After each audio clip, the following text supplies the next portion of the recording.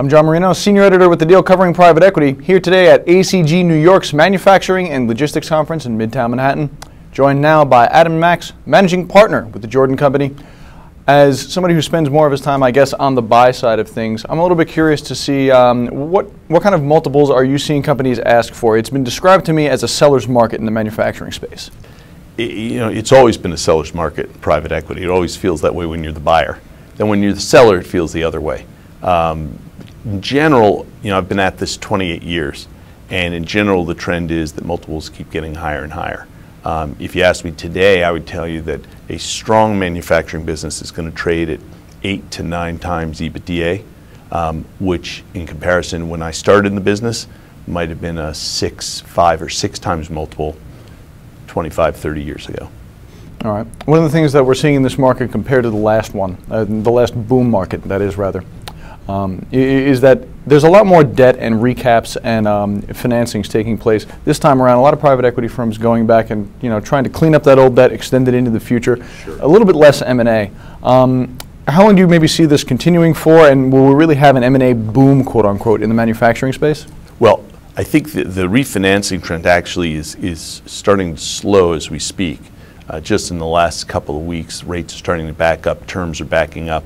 We're seeing it on refinancings that we are thinking about doing in the market, and so I'm sure our peers and competitors are seeing the same thing. So this may be the beginning of the end of the robust refinancings.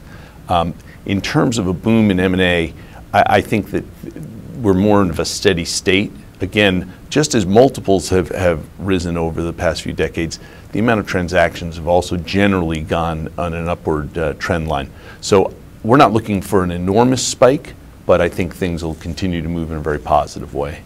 All right. You didn't seem to disagree that much when I said it was a seller's market. However, do you feel like maybe private equity firms have a little bit of an advantage over the strategics, or is it the other way around? Do strategics kind of have the upper hand in the deal market right now? Well, let me first talk about, as a private equity guy, as a buyer, and I think this is true in almost every business, it always feels like the other guy has the advantage from what you want to do. You can never pay a low enough price to get the price as low as you want. That being said, I actually would think more accurately describe it. There's a reasonable equilibrium in the market right now, both as buyers and sellers, which all private equity firms are. Ultimately, they're buying for their portfolio and then they're selling what's in the portfolio. With regard to strategics, I think the situation is very much based on case by case. If a strategic is interested in a business, they have an inherent advantage in buying it. The real differential is that private equity's ability to buy a variety of companies in a variety of situations really exceeds the capacity for strategics who need to look at businesses in very specific niches or that meet very specific needs that they have on a corporate development side.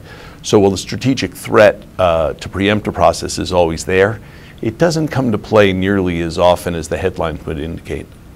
All right. When I talk to other folks about external factors that are going to impact their own deal market, normally sentence will begin with, if the Federal Reserve blank. So if we take them out of the equation, maybe what are some of the other factors that could externally influence the deal scene within the manufacturing space? Is it from the U.S.? Is it from legislative? Is it from competitor nations like China? Right. One of the things I'm going to talk about today briefly in the address, the keynote address, is that there is a risk, I think, out there for a currency war. That people are basically, they're tempted, but so far no one's stepped across the line to devalue the currency for an advantage against other manufacturing nations. That would be, I think, a real problem for not just private equity or for industrials, but for the economies around the world. So that's a threat.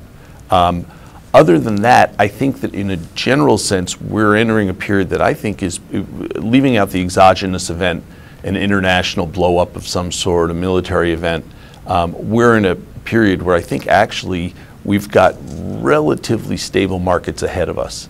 And that's how we would be looking at the world.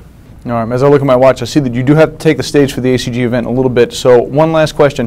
When you look at maybe potential commodity issues that could come up, what's one that could really impact the manufacturing space the most in the U.S., or is that not maybe the biggest factor that can impact them?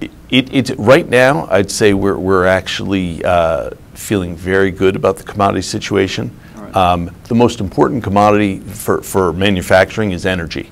If you want to choose something that goes across the board. And in fact, I'm going to be talking about the fact that the U.S. in particular is in a enviable position with regard to both being able to secure low-cost energy through natural gas, but also in a position where for the first time we're looking at some form of virtual energy independence.